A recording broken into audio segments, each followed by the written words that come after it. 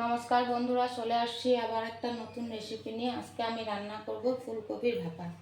ফুলকপি ভাপা কিভাবে রান্না করব সেটাই আপনাদের সামনে শেয়ার করব। ফুলকপি ভাপা করার জন্য আমি আগে কড়াইতে দিয়ে দেব তেল। তেলটা গরম হতে হতে আমি ফুলকপিটা ভেজে নিব।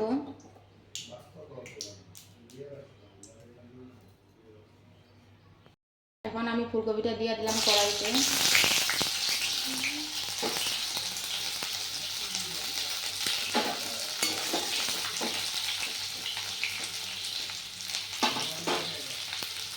কপিটা এদিকে ভাজা হয়ে গেছে, এখন আমি উল্টো দিব, উল্টো দিকে ভেজে নিব।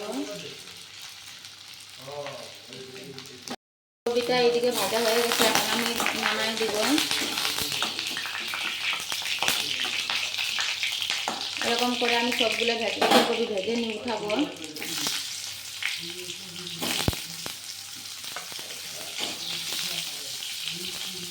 এখন আমি দিয়া দিব কড়াইতে তেল, দিয়া দিব একটা শুকনো মরিচ, দিয়া দিব একটা তেজপাতা, আমি একটু গোটা গরম মশলা আর একটু গোটা জিরা, আর সিদ্ধ করা হয়েছিল আলুটা সেটা আমি দিয়ে দিলাম। সেটা আমি সুন্দর করে ভেজে নেব।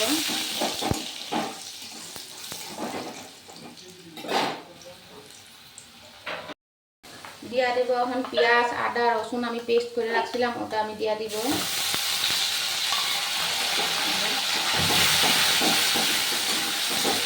আমি সুন্দর করে ভেজে নেব।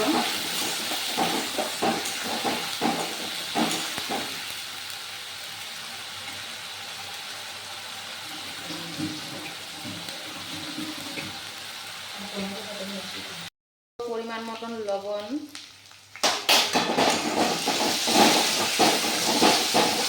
পেঁয়াজ, আদা, রসুন পেস্ট করে রাখা ছিল, এটা আমি দিয়া করে এটা ভাজা ভাজা হয়ে গেছে। এখন আমি দিয়ে দেবো এক এক করে মশলা। এখানে আমি জিরার গুঁড়া, হলুদ আর লঙ্কার গুঁড়া আমি একসঙ্গে মিক্স করে রাখেছিলাম, সেটাও আমি দিয়ে দিব।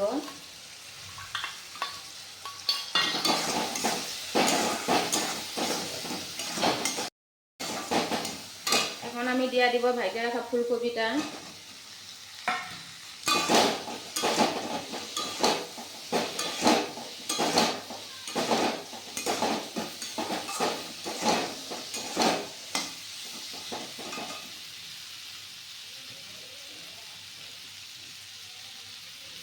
দিয়া দিব কয়টা কাঁচা লঙ্কা কাইটা রাখা হয়েছিল।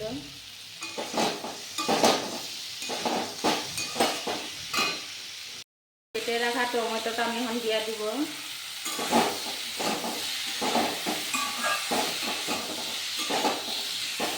দেখেন ফুলকপিটা সুন্দর করে ভাজা ভাজা হয়ে গেছে।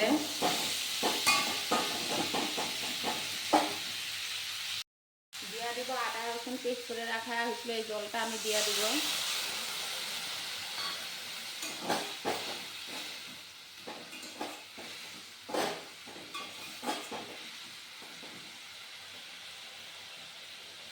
এটা আগের থেকে ভাগ করা হয়েছিল, মশলা দিয়ে আমি সুন্দর করে ভেজে নিয়েছি, মজে গেছে। তার জন্য আমি বেশি জল দিব না, অল্প জলই দিব। দিয়া দিলাম আর অল্প জল।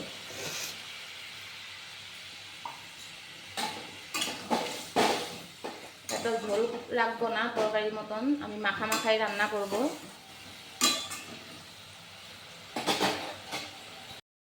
মশলা দিয়ে সুন্দর করে নামিয়ে দিব।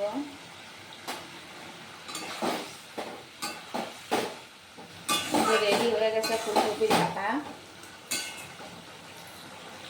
সামনে রেডি ফুলকপির ভাপা। ভালো লাগলে লাইক কমেন্ট শেয়ার করবেন। চলে আসবো আবার একটা নতুন রেসিপি নিয়ে।